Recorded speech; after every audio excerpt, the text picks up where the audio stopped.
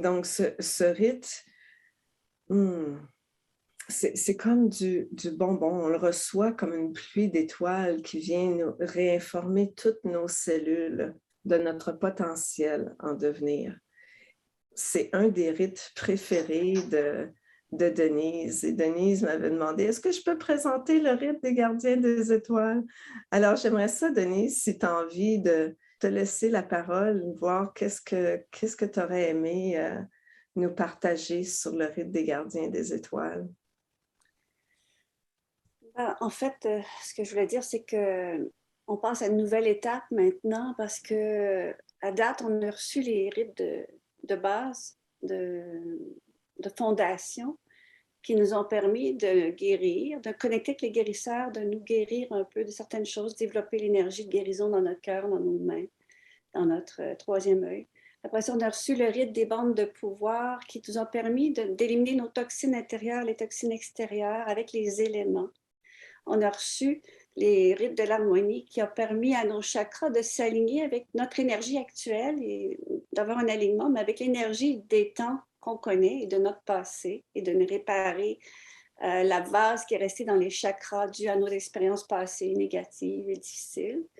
On a reçu le rite du voyant qui nous a permis d'aligner notre vision à notre cœur et donc d'ouvrir notre vision du monde avec une perspective beaucoup plus spirituelle.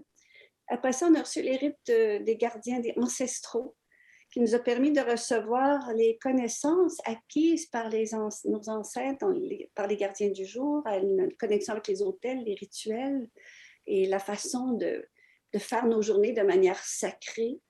Le rite des gardiens de la sagesse qui nous permet de connecter avec la sagesse des grands maîtres, des montagnes, et d'aller chercher cette sagesse qui nous apporte une connaissance objective et non pas juste subjective de la vie avec nos petites expériences, nos petits malheurs, nos petites interprétations de la vie.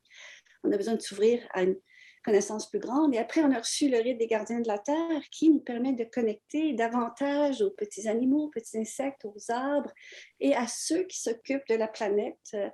Fait que là, maintenant qu'on a connecté avec tout ça, on est prêt à laisser aller notre attachement avec ce que l'on a été, notre personnalité, notre petit moi, toutes nos expériences qui font que moi, je suis Denise aujourd'hui, j'ai vécu telle souffrance, j'ai vécu telle joie, mais je peux laisser aller, je peux laisser aller cela. Parce qu'il est important pour les rites à venir, dont le gardien des étoiles et le rite du créateur, c'est de savoir que l'on peut se transformer complètement d'homo sapiens en homo luminus et que c'est notre devenir.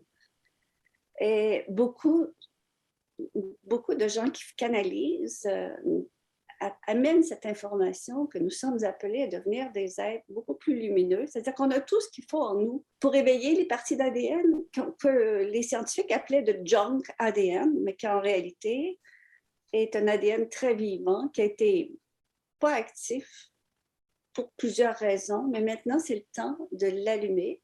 Le gardien des étoiles, ce rite-là nous permet donc de développer ce code-là qui va nous permettre de devenir comme des anges, de développer l'aura lumineux des anges beaucoup plus grand, et nos chakras supérieurs vont prendre plus d'importance, notre énergie lumineuse va devenir plus importante.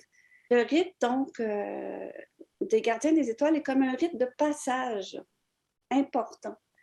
Et pour l'accueillir, il faut s'ouvrir à cette possibilité d'une nouvelle vie, d'une nouvelle façon de voir les choses, peut-être moins ancrée sur toutes nos expériences passées puis nos difficultés, mais ancrée sur l'esprit et la sagesse de toutes les connaissances qui nous restent à accueillir. Il faut avoir une grande ouverture vers cet inconnu, sans jugement. Et ça va permettre donc à notre corps, apparemment, selon les traditions, notre corps pourrait donc apprendre à être différent.